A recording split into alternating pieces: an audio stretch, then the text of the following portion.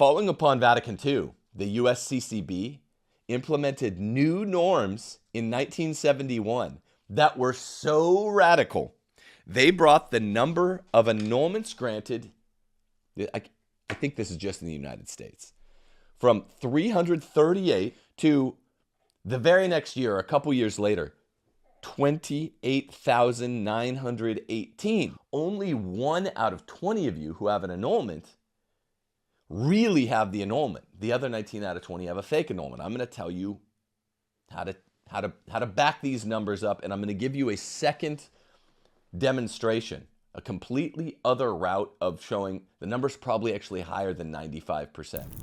If the church gives an annulment, but the marriage was actually valid, is the responsibility on the church? Okay, so remember, I get this question every time I bring up annulments. They say, the church gave me an annulment. It's not the church. This is called metonymy. When we speak, saying one particular thing represents the whole church.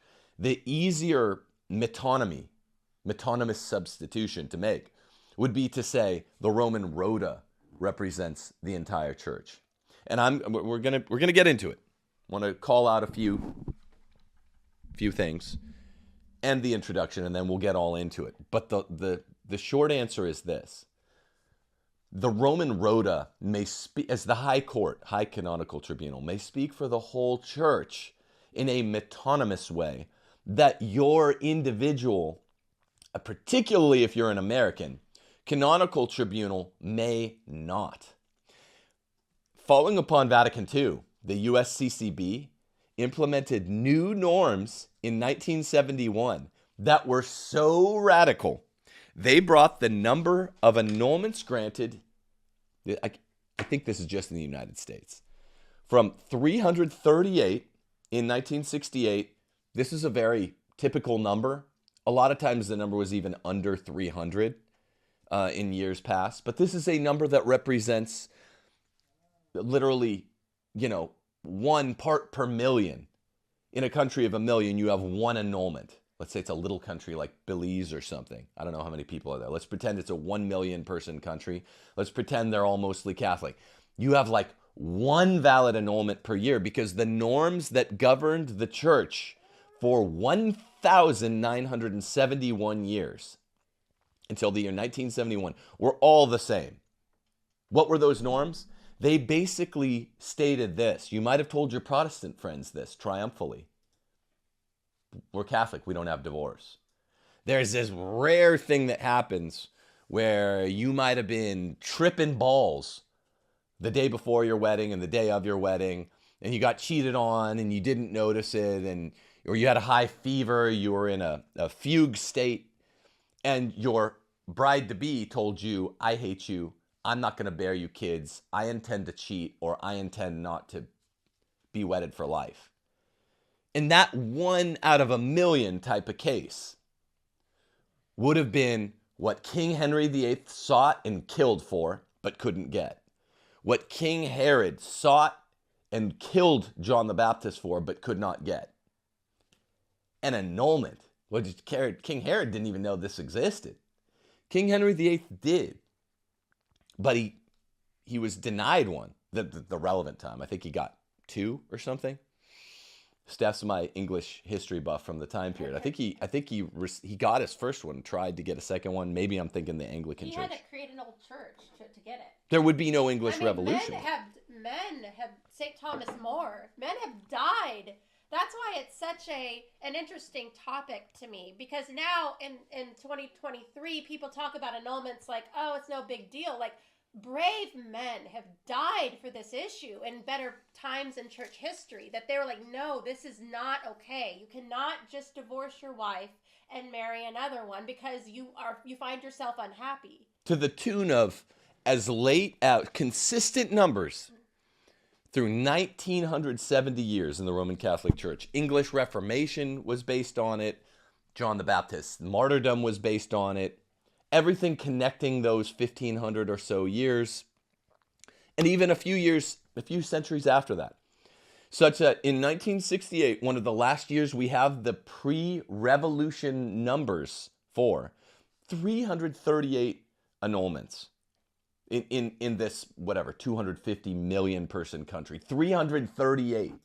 That's the equivalent of getting struck by lightning. There are probably more lightning strike deaths that year than the amount of annulments which were granted, and that represents the church's true view. How do we know? Because it goes back to apostolic times, goes back to the story of Herod and John the Baptist. So it's basically impossible to get one. Then the norms are changed by the USCCB in the year 1971. They changed three main things. I'm going to read to you what they are. If you change norms, you're going to change outcomes, which was their very goal. And guess how, the first year I have the new norms outcome for is 1974, basically the same population, holding all other factors equal. It's basically the same population in America. That number jumped exponentially from 338, but think of it as like the year before, to the very next year, a couple years later, 28,918. This was so revolutionary that Pope John Paul II, not any hyper-conservative by any stretch, rejected it in the 1983 canon Code of Canon Law. He said, no, those American norms are bad. I'm not going to use them. The rest of the world, the USCCB can do what it wants. Again, who knows why JP2 did half the stuff he did. He should have called them back. These norms became the law in the United States. What were they? First, Steph, we read Francis's Motu Proprio last night. You read so much. Steph got caught doing research into the night. Yeah, I read all of his. He addresses the Roman Rota once a year. You read like almost all of them. I read all of them. Yeah, they're not long. Steph read like 8 or 9 Roman Rota addresses at one per year. You might have skipped some of them, but we read some of the big salad years as we thought they would correspond with action in the various synods, and they were very interesting. He's basically begging them to, make more Catholic divorce, which he did. But here's the first norm. This is the big one.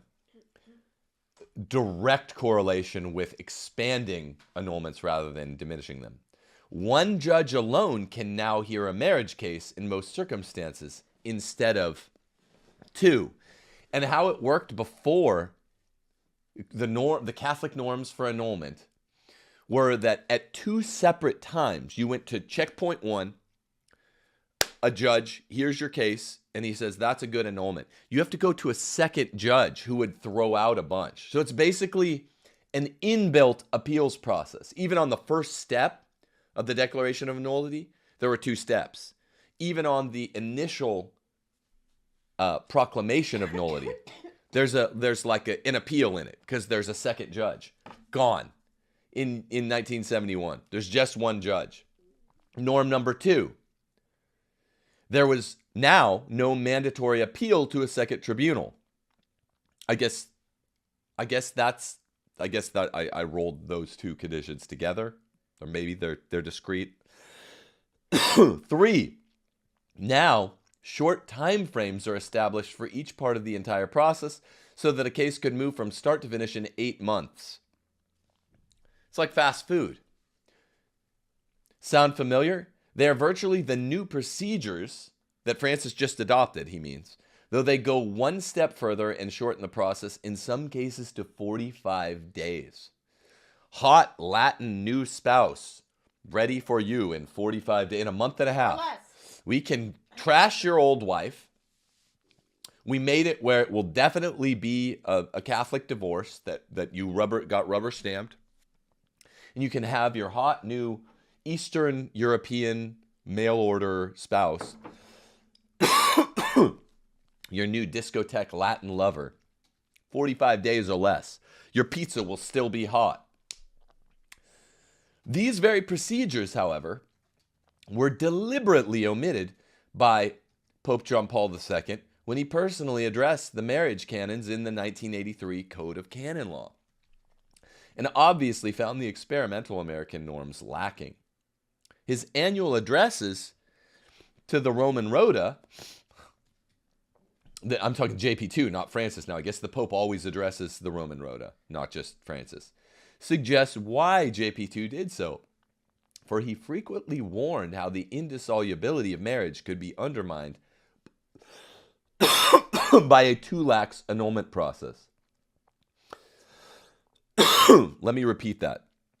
JP2 rejected the norms from America that Francis eventually embraced because he frequently warned how the indissolubility of marriage could be undermined by a too lax annulment process.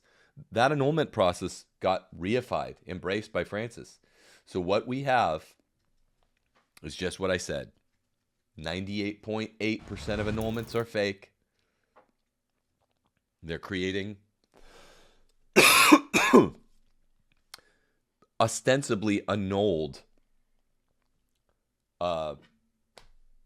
adultery.